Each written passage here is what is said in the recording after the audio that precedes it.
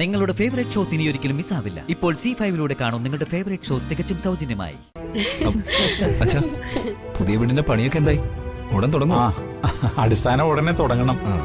പിന്നെ ജോലിയിൽ നിന്ന് പിരിഞ്ഞ സ്ഥിതിക്ക് സാമ്പത്തികം ടൈറ്റ് ആയിരിക്കും അല്ലേ?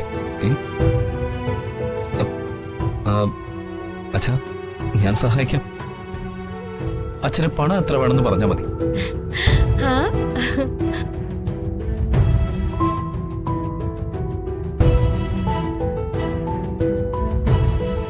അല്ല, അതിപ്പോ മോനെ ബാങ്കിലെ ലോൺ ശരിയായിട്ടുണ്ട്. അതുകൊണ്ട് ഇപ്പോ അത്ര വലിയ സാമ്പത്തിക ബുദ്ധിമുട്ടൊന്നുമില്ല.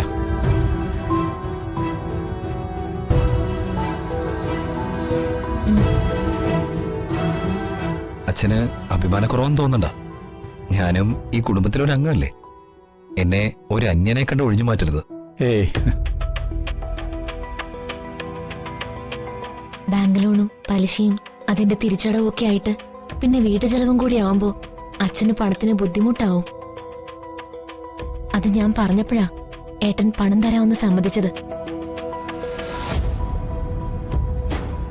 അതൊരു നല്ല കാര്യമല്ലേ? അളിയൻ മനസ്സറിഞ്ഞു തരുന്നതല്ലേ? അത് വാങ്ങണം അച്ഛാ.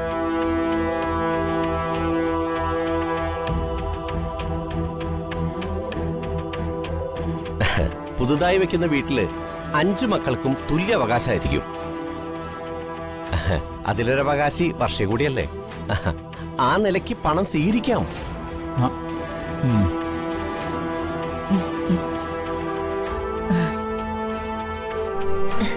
നിന്റെ ഈ മനസ്സിന് നന്ദിയുണ്ട് മോളെ.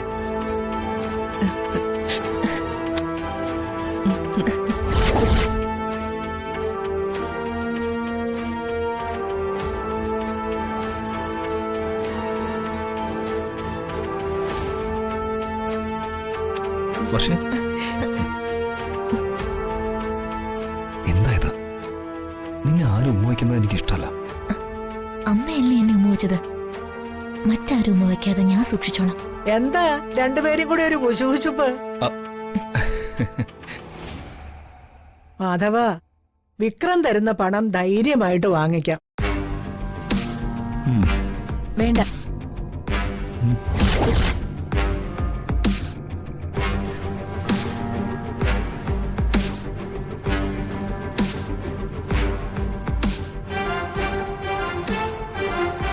എനിക്കിപ്പോ നല്ലൊരു തുക മാസം മാസം ശമ്പളം കിട്ടുന്നുണ്ട്.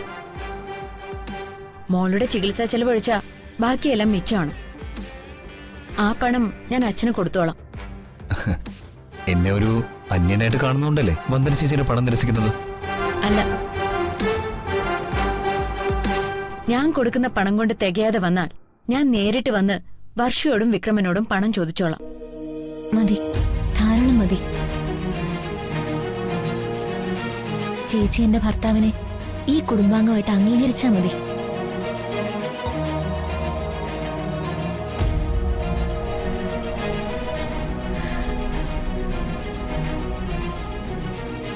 ഇവിടെയും വന്ദന എന്നെ കൊച്ചാക്കിയതാണ്.